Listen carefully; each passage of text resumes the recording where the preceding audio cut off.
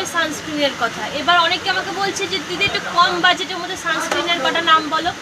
কম বাজেটের মধ্যে যদি সানস্ক্রিন ইউজ করতে হয় আর খুব ভালো কার্যকরী সানস্ক্রিন বলতে আমরা ওশিয়ার SPF 50 সানস্ক্রিনটাকে তোমরা চুজ করতে পারো।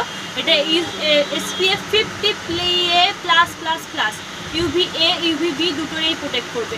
আর এটা আমাদের স্কিনের কোনো হোয়াইট কাস্ট হবে না, একদম কুইক অ্যাবজর্ব হয়ে যাবে স্কিনের সাথে, কোনো ঘাম হবে না।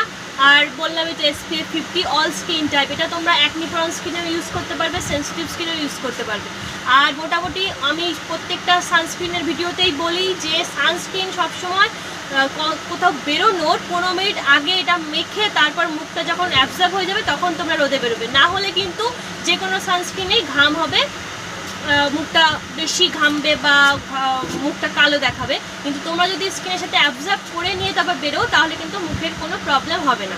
আর ওশিয়া আমাদের খুব একটা পছন্দের ব্র্যান্ড, পুরনো ব্র্যান্ড, এটার উপরে আমরা চোখ বন্ধ করে বিশ্বাস করতে পারি, এটা তোমরা নিতে পারো কম বাজেটের মধ্যে।